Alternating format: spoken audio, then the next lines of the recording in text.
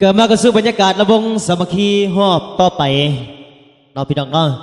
เกิดบรรยากาศระวงสามัคคีเอานี่มอบเป็นเกียรติให้แก่ทางท่านพันตีมอนใสไซยศิษย์เด้อบ่สันเนาะ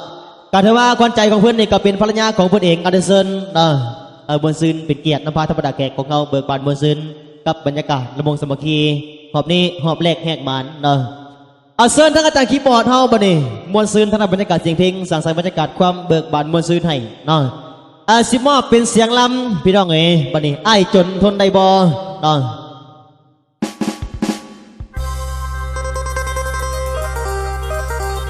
เสื้อธรรมดาแขกเด้อมวนซื้อนำกัน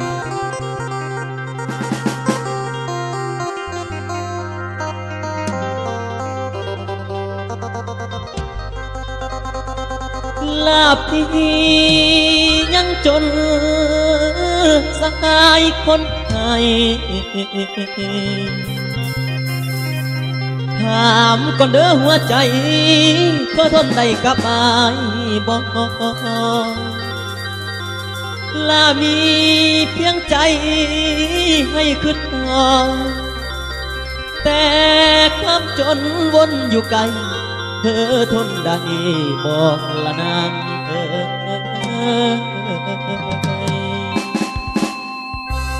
ลาหนทางหักอุปสรรคยังอยู่ข้างคือความทุกข์น้องอุกใจถ้าพี่ไหวบ่นอกครับผู้กำกับพละน้อยลาคันเธอคอยเถิดมีคงนาอายบ่วัดสิสู้เพื่อฝันห้อยและเจ้าเพียงเธอเว้าว่าสิรอขอฟังความ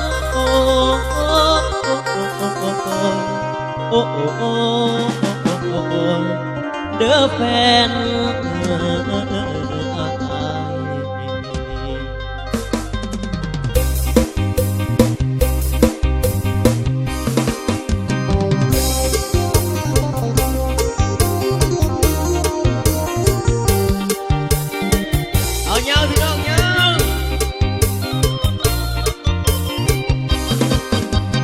ขอถามเจ้าเรื่องหักเฮาเปิดเผยความในอยากถามหัวใจว่าไอ้จนเจ้าทนได้บ่มีอุปสรรคขวางทางรักที่ต้องให้รอ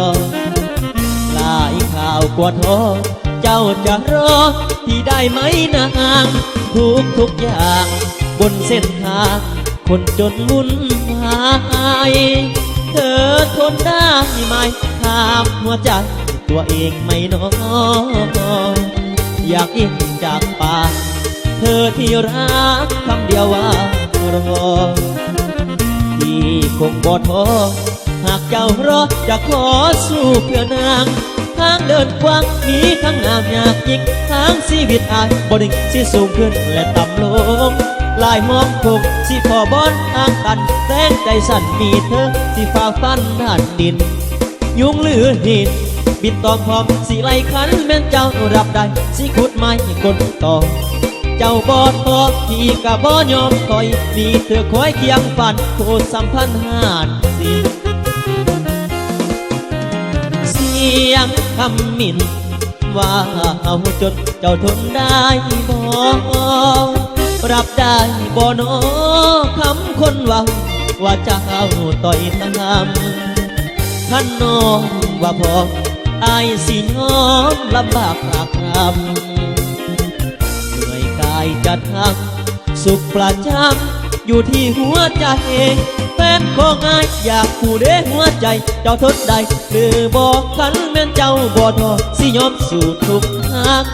ถามเจ้าบางคนได้บอกความทุกข์สุขอยู่ในหัวใจเจ้ารับไว้พี่สายพร้อม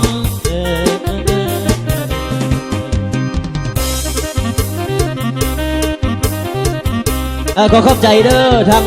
ทางต้นเนาะทางดนตรีสุภาวันวันนี้เขาได้มาเยี่ยมมาหยาบเนาะ